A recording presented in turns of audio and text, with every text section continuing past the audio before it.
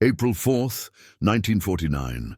Washington, D.C., 12 nations gathered to sign a treaty that would supposedly protect the free world. President Harry Truman stood before the cameras and made a promise to the American people. This alliance is not a one-way street. Each nation will carry its fair share of the burden. 76 years later, that promise lies shattered. Here's what they don't tell you.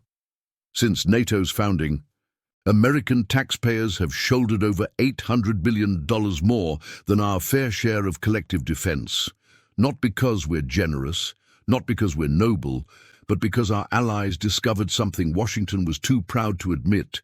They could build generous welfare states while America paid for their security. The average European defense budget, just 1.6% of GDP for decades. America's over 3.5%. While German workers retired at 63 with full pensions, American soldiers served their fourth deployment in Afghanistan.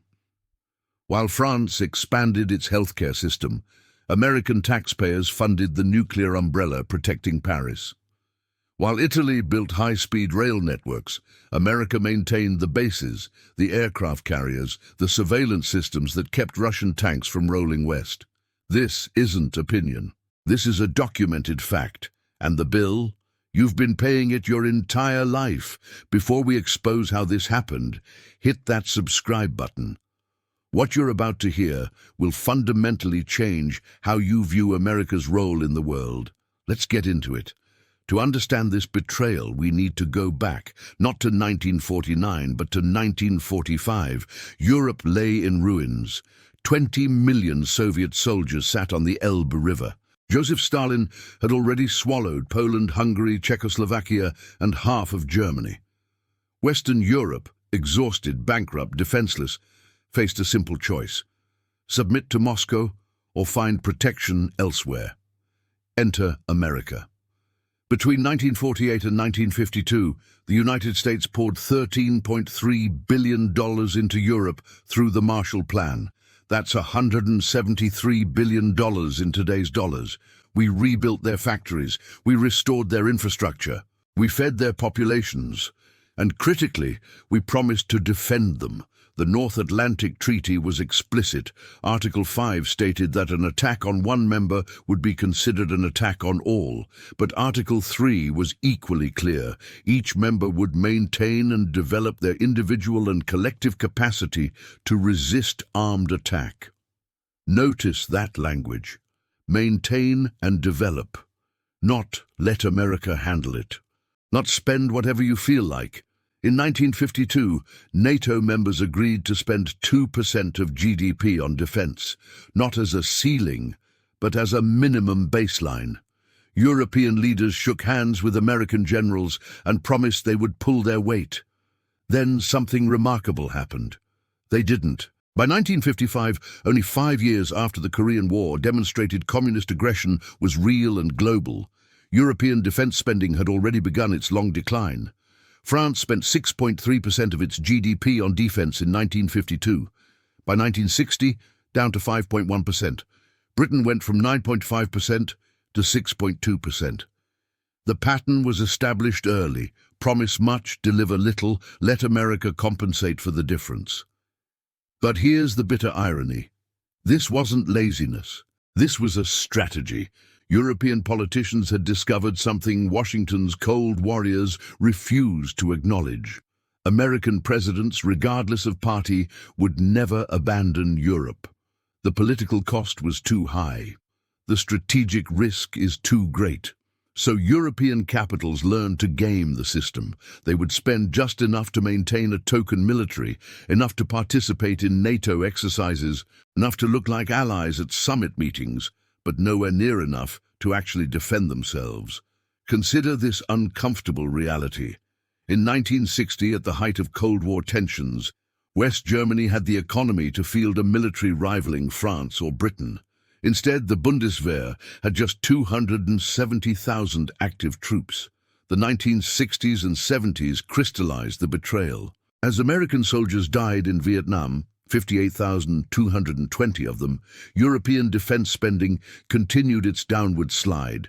By 1975, the average European NATO member spent just 3.2% of GDP on defense. Still respectable, you might think. But look closer. Of that 3.2%, how much went to actual combat capability? How much went to personnel costs, to generous military pensions, to maintaining inefficient defense industries that employed voters but produced mediocre equipment?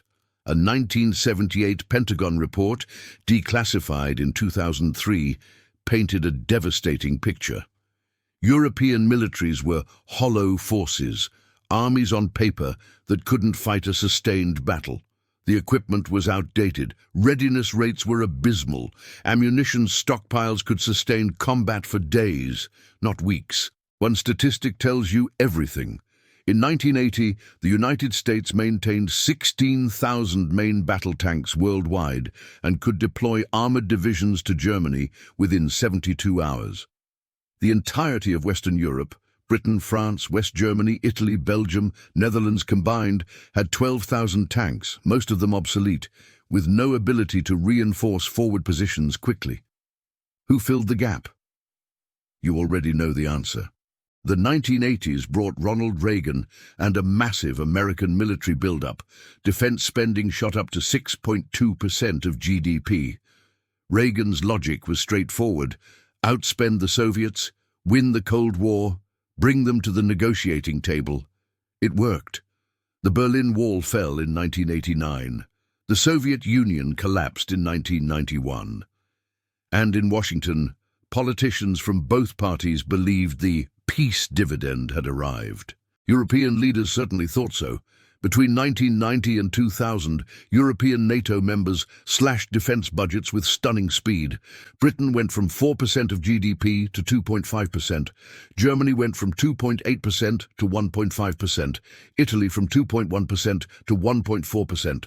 The pattern was universal: cash the peace dividend, expand social programs, and let America maintain global security. If you're starting to see how this system was rigged against American taxpayers, hit that like button. We're just getting to the really outrageous part. By 1999, only 2 European NATO members met the 2% guideline, Greece and Turkey, and only because they were threatening to go to war with each other over Cyprus. Then came September 11th, 2001. For the first and only time in NATO's history, Article 5 was invoked. An attack on America was an attack on the alliance. NATO members pledged solidarity. They sent troops to Afghanistan. Finally, after 50 years, Europe would fight alongside America. Except they didn't. Not really. At the peak of operations in Afghanistan, the United States had 100,000 troops deployed. The entire European contribution? About 40,000, mostly in non-combat roles, with caveats restricting when and where they could fight. German troops couldn't operate at night. Italian troops couldn't leave certain provinces. French troops required political approval for major operations. American Marines fought in Helmand Province with no restrictions. British troops, to their credit, fought courageously in the same province. But most European forces were conducting what military planners cynically called armed camping, occupying safe areas, going on patrol but avoiding real combat. The cost disparity was staggering. Between 2001 and 2021, the United States spent over $2.3 trillion on Afghanistan and Iraq. European NATO members combined? Less than $150 billion, and much of that was on their own troops' salaries and benefits, not actual combat operations. You read that right. America spent 15 times more than all of Europe combined. For wars triggered by an attack on American soil, invoking a treaty supposedly based on collective defense. But wait, it gets worse. Even as European troops deployed to Afghanistan with restrictive rules of engagement, even as American taxpayers funded the bulk of the war effort, European defense budgets continued falling. Between 2008 and 2014, European NATO members cut defense spending by an aggregate of $40 billion. Let that sink in. During an active war, During the largest NATO military operation in history, our allies were cutting their defense budgets. Why? The 2008 financial crisis. European governments faced a choice: cut social programs or cut defense. They chose defense every time because they knew America would compensate. President Obama noticed. In 2014, he publicly called out NATO allies, saying, "The United States cannot be the world's policeman while others free ride." At the Wales summit that year, NATO members recommitted again to spending 2% of GDP on defense. It was the same promise made in 1952, reaffirmed in 1977, restated in 2002, and now repeated in 2014. 62 years of promises. How many kept? By 2016, only 5 of 28 NATO members met the 2% target: the United States, Britain, Greece, Estonia, and Poland. Notice which countries those are. America forced to lead. Britain is a loyal ally with its own global interests. Greece is still facing off with Turkey. And 2 former Soviet states, Estonia and Poland, which actually feared Russian invasion. The wealthy core of Europe. Germany at 1.19%, France at 1.78%, Italy at 1.11%, Spain at 0.91%, Canada, yes, Canada, at 0.99%. These weren't poor countries struggling to afford defense. Germany ran budget surpluses. The Netherlands had sovereign wealth. These were deliberate political choices: butter over guns, welfare over warfare, all subsidized by American security guarantees. February 24th, 2022. Russian tanks rolled across the Ukrainian border. The largest land war in Europe since 1945 had begun.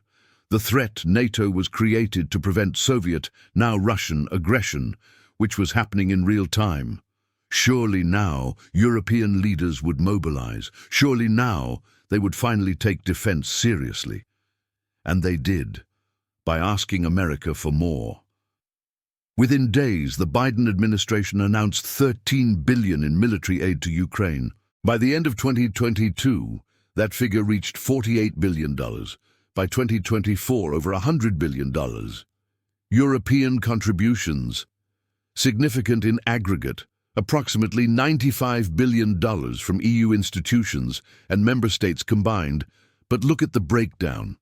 Much of Europe's contribution was financial aid and refugee support, not military equipment. Of actual weapons transfers, the United States provided 60% of the total military aid.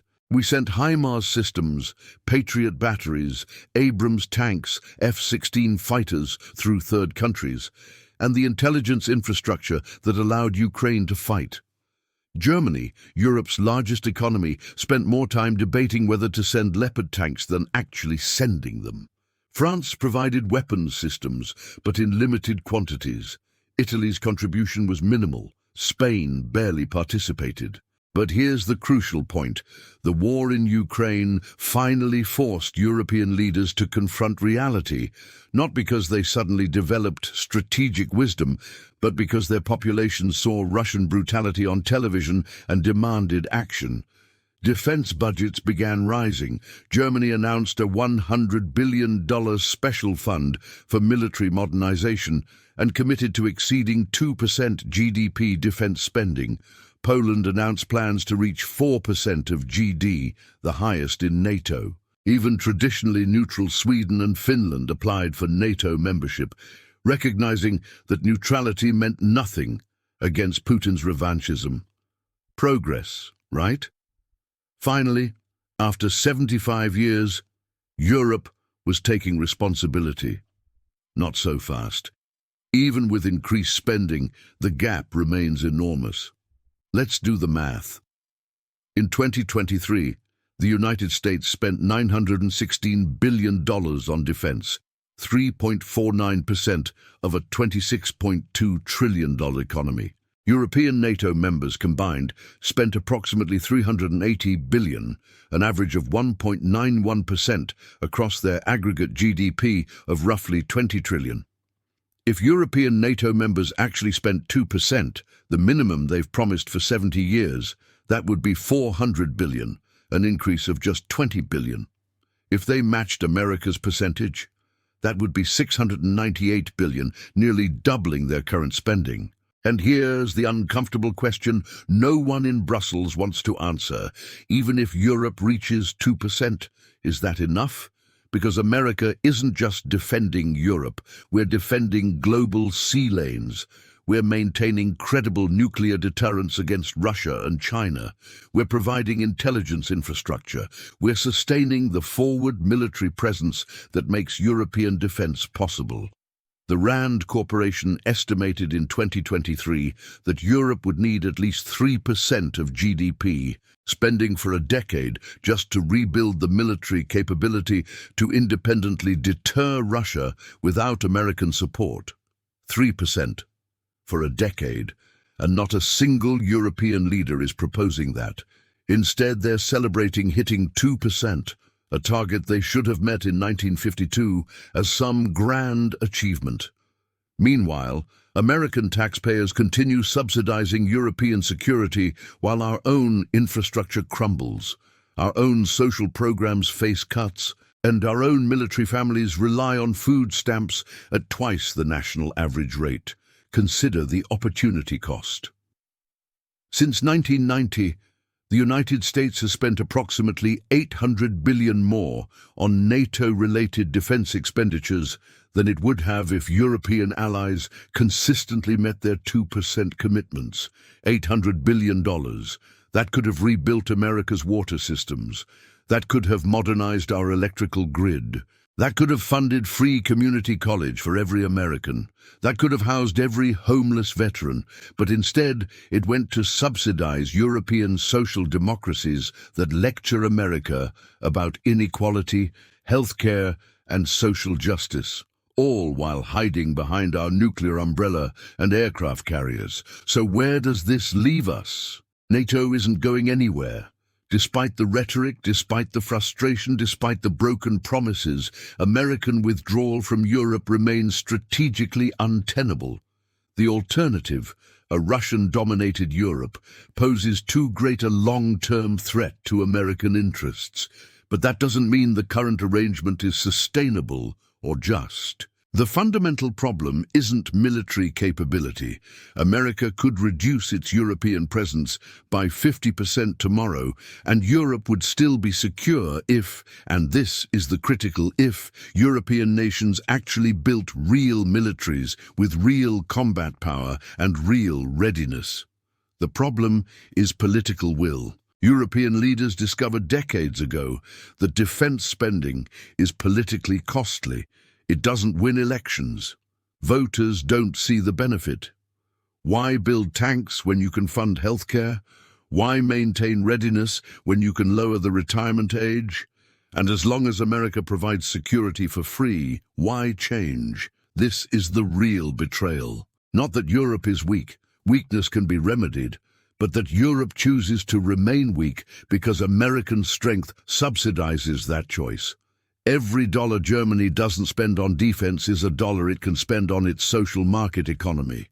Every euro France saves by maintaining a minimal navy is a euro for its pension system. Every pound Britain cuts from defense procurement is a pound for the NHS. And who makes up the difference? The American taxpayer, the American soldier, the American family that sends their child to defend Tallinn or Warsaw, while Europeans enjoy living standards subsidized by our security umbrella. There's a term for this arrangement: moral hazard. When you protect someone from the consequences of their choices, they make increasingly reckless choices. Europe faces no consequence for defense underinvestment because America always compensates. Ukraine changed the psychology, but not the fundamentals. Yes, European spending increased. But ask yourself this: if Russia achieves its objectives in Ukraine, if Putin solidifies control and turns west, do you trust Germany to fight? Do you believe France would risk Paris for Vilnius? Do you think Italy would sacrifice its economy for collective defense? Or do you think they'd call Washington and ask what America plans to do about it? You already know the answer, so do they, and that's why the system persists. The tragedy is that this arrangement damages both sides. America overextends itself, maintaining commitments it can barely afford, while Europe atrophies militarily and loses the capacity for independent action. Neither side benefits in the long run from this dependent relationship, but changing it requires something neither side has demonstrated: courage. American leaders would need the courage to say, "No more, pull your weight or face the consequences." European leaders would need the courage to tell their voters, "We must sacrifice present comfort for future security." Neither seems likely. So the charade continues: summit declarations about burden sharing, pledges to reach 2% by 2030, by 2035, by whenever. All while American taxpayers quietly foot the bill for a security arrangement that advantages everyone except them. Here's the final, uncomfortable truth. NATO may have won the Cold War, but it lost the peace. Instead of creating a Europe capable of defending itself, it created a Europe dependent on American protection. Instead of responsible allies, we created strategic dependence. And after 76 years, breaking that dependency may be impossible without breaking the alliance itself. Let me know in the comments. Should America demand Europe finally pull its weight, or is maintaining NATO worth any cost? And if you made it this far, you're exactly the kind of viewer who should subscribe to more uncomfortable truths about geopolitics and finance. Hit that button. The bill for Europe's defense has been paid in American dollars, American lives, and American opportunities foregone. The question isn't whether that bill was too high. The question is whether it will ever stop coming due.